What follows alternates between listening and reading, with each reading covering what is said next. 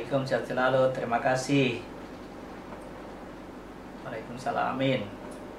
Saya ragu tapi saat itu berjumpa dengan Tuhan itu macam mana ya. Mudah-mudahan Ibu Ja sudah paham tadi ya. Ada hadis kalau tidak salah, awaludin marifatullah. Apa maksudnya itu? Awaludin marifatullah sudah ada pembahasannya sebelumnya ini ya. Nanti lebih lengkapnya dibuka kajiannya, entah pertemuan yang kedua, kajian dasar kedua atau ketiga dari kajian dasar di playlistnya Mimha Menuntut Ilmu Mengejar Hikmah. Mungkin yang kedua saya akan berikan saja bayangan ya. Awaludin marifatullah. Jadi ketika kita hendak diciptakan di muka bumi ini oleh Allah, pertama-tama itu adalah berjanji, alastu birabbikum, apakah aku ini Tuhanmu? Betul, engkau Tuhanku. Jadi saat itu kita mengenal Allah, saat itulah dimulainya agama. Saat itulah kita disebut sebagai fitrah. Ketika kita mengatakan bala syahidna, kita akan terhijab. Betul engkau Tuhanku. Perkataan betul engkau Tuhanku berarti sudah ada dua kesadaran pada saat itu yang tidak boleh ada, ya, tidak boleh ada dua kesadaran di situ. Ya. Sehingga aku yang terhijab. Ketika aku terhijab, aku ditinggalkan di surga, itu yang disebut dengan fitrah. Dari situlah agama itu dimulai.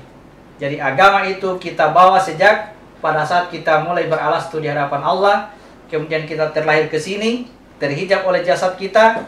Ya, pada saat kita terhijab oleh jasad, kita sudah tidak lagi fitrah, kita sudah jatuh ke lembah dosa. Lalu diturunkanlah Al-Quran petunjuk supaya kita melakukan praktik syariat agar kita bisa kembali kepada fitrah, kembali kepada agama yang semula, kembali kepada mengenal Allah. Jadi awaludin marifatullah, saya akan luruskan pemahaman yang sebelumnya yang pernah kita pahami sebelumnya, bahwa ya tidak dipandang beragama kita ini kalau kita tidak mengenal Allah. Ya, padahal itu kata-kata itu keliru. Ya, sebelumnya agama itu kita sudah bawa sejak ya sebelum dilahirkan ke dunia ini, ke muka bumi ini. Ketika kita sudah beralas, sudah menyatakan bala syahidna, disitulah dimulainya agama. Ya, awaludin marifatullah.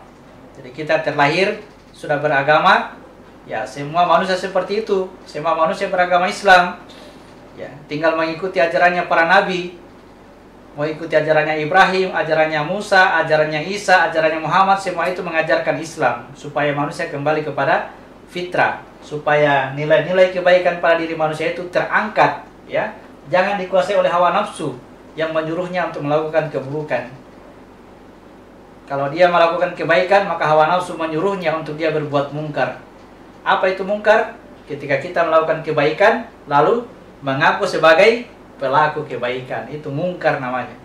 Salat mencegahmu dari perbuatan keji dan mungkar.